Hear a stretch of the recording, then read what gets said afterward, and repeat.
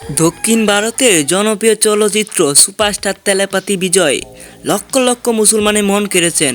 লক্ষ লক্ষ মানুষ ভাবছেন যে তেলাপাতি বিজয় কি সত্যিই মুসলিম হয়ে গেছে। কেন তিনি মুসলমানদের সাথে নামাজ পড়েছেন, কেন তিনি মুসলমানদের সাথে ইফতার করেছেন।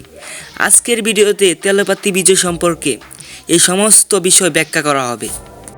তাহলে বেশি কথা না বলে মূল ভিডিওতে ফিরে আসা যাক।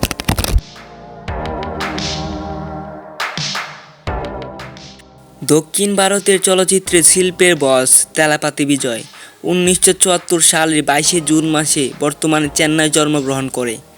তার বাবা মা তার নাম রেখেছিলেন জোসেফ বিজয় চন্দ্রশেখর, তবে তিনি পেশাদারভাবেই বিজয় নামে পরিচিত। তার পরিবারের প্রায় সকল সদস্য চলচ্চিত্র শিল্পের সাথে যুক্ত। তার বাবা এস.এ. চন্দ্রশেখর একজন তামিল চলচ্চিত্রের পরিচালক এবং তার মা শুভ চন্দ্রশেখর একজন প্লেব্যাক গায়ক এবং কর্ণাটিকী কণ্ঠশিল্পী। তার ছোট ভাই যখন মাত্র 2 বছর বয়সে মারা যান।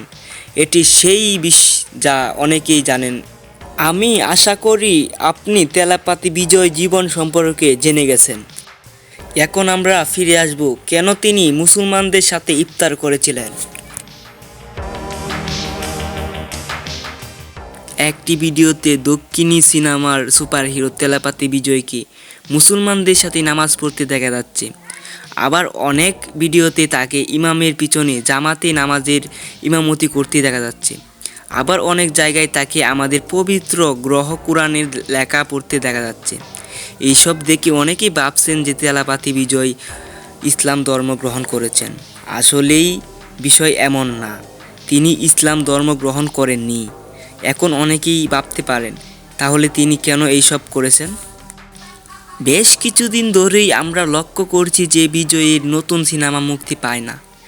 এর কারণ হলো তাকে রাজনীতির ময়দানে দেখা যাচ্ছে। জমকালো সুজীব ছেড়ে তিনি এখন একজন পূর্ণাঙ্গ রাজনীতিবিদ।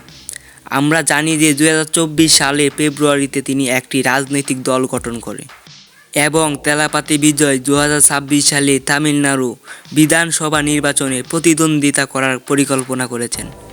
এই জনপ্রিয় অভিনেতা রাজনীতির পাশাপাশি সিনেমার ক্ষেত্রেও বেশ আক্রমণাত্মক, যা তার বক্তব্য দেখে বোঝা যায়। এবার জেনে নেওয়া যাক তার মুসলিম হওয়ার রহস্য। তেলাপাতি বিজয়ের দলের কিছু মুসলিম কর্মী একটি ইফতারের আয়োজন করেছিলেন। তার বিষয়কে সেখানে আমন্ত্রণ জানিয়েছিলেন এবং বিজয় সেখানে অংশগ্রহণ করেছিলেন এবং এর জন্য তিনি মুসলমানদের সাথে নামাজ, ইফতার ইত্যাদি করেছিলেন।